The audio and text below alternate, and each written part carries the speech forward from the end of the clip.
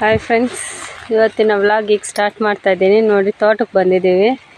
ತೋಟದಲ್ಲಿ ಜೋಳ ಎಲ್ಲ ಈ ಥರ ಬಿಟ್ಟಿದೆ ನೋಡಿ. ಇಲ್ಲಿ ಅದು ಒಂದೊಂದು ಕಡ್ಡಿಗೆ ಎರಡೆರಡು ಬಿಟ್ಟಿದೆ. ಅದು ಒಂದು ತೆಗ್ದು ಒಂದು ಇಡಬೇಕು ಫ್ರೆಂಡ್ಸ್. ಎರಡು ಇದ್ದರೆ ಜೋಳ ಸರಿಯಾಗಿ ಬರಲ್ಲ ಅಂತಾರೆ. ಅದಕ್ಕೆ ನೋಡಿ, ನಮ್ಮ ಚಿಂಟುನು ತೆಗಿತಾ ಇದ್ದಾನೆ.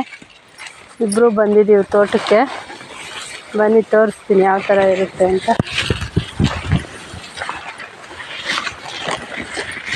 ನೋಡಿ ಫ್ರೆಂಡ್ಸ್, ಇಲ್ಲಿದೆ ನೋಡಿ. ಇದೊಂದು ಮೇಲೆ ದೊಡ್ಡದಾಗಿದೆ, ಇನ್ನೊಂದು ಇಲ್ಲಿ ಕೆಳಗಡೆ ಇದೆ ನೋಡಿ.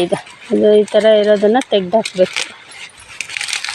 ಹುಷಾರಾಗಿ ತೆಗಿಬೇಕು ಫ್ರೆಂಡ್ಸ್. ಇದು ಒಂದು ಚೂರು ಇದಾದರೂ ಕಡ್ಡಿ ಮುರ್ಕೊಬಿಡುತ್ತೆ ಜೋಳದ್ದು.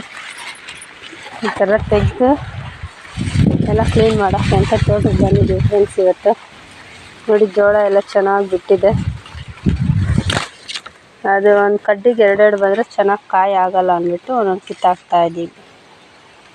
ಹಾಯ್ ಫ್ರೆಂಡ್ಸ್, ನೋಡಿ ನಮ್ಮ ಕುರಿ ಮರಿ ಹಾಕಿದೆ. ಬೆಳಗ್ಗೆ ಎದ್ದೋಳಷ್ಟರಲ್ಲಿ ಶಾಕಿಂಗ್ ನ್ಯೂಸ್ ಫ್ರೆಂಡ್ಸ್. ಬಾಗಿಲು ತೊಳೆಯೋಣ ಅಂತ ಇದ್ದ, ಆಚೆಗೆ ಬಂದರೆ ಓಡಾಡ್ತಾ ಇದೆ ಮರಿ. ಎಷ್ಟು ಚೆನ್ನಾಗಿದೆ ನೋಡಿ ಫ್ರೆಂಡ್ಸ್, ಕ್ಯೂಟಾಗಿ ಓಡಾಡ್ತಾ ಇದೆ ಆಗಲೇ ನೋಡಿ. ಹಾಯ್ ನೋಡಿ ಫ್ರೆಂಡ್ಸ್, ನಮ್ಮ ಮಮ್ಮಿ ಹಸು ತೊಳಿತಾ ಇದ್ದಾರೆ ಇವತ್ತು. ನೋಡಿ ಫ್ರೆಂಡ್ಸ್, ನಾನು ಹಸು ತೊಳಿಬೇಕಾದ್ರೆ ನಮ್ಮ ಚಿಂಟು ಮಾತಾಡಿರೋದು. ಅವನು ತೊಗೊಬಂದು ವೀಡಿಯೋ ಮಾಡಿಕೊಂಡು ಅವನು ಮಾತಾಡಿರೋದು. ನೋಡಿ ನಾನು ಹೇಗೆ ಮಾತಾಡ್ತೀನಿ ಅಂತ. ಹಸುಗಳನ್ನೆಲ್ಲ ಕ್ಲೀನ್ ಮಾಡ್ತಾಯಿದ್ದೀನಿ ಫ್ರೆಂಡ್ಸ್.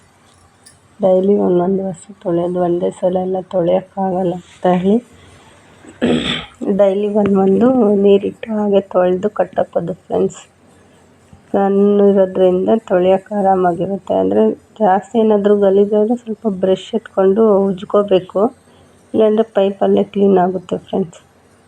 ಫೋರ್ಸಾಗಿ ನೀರು ಬರೋದ್ರಿಂದ ಚೆನ್ನಾಗಿ ಗಲೀಜೆಲ್ಲ ಹೋಗುತ್ತೆ. ತೊಳೆದು ಸೋಪ್ ಹಚ್ಚೋದು.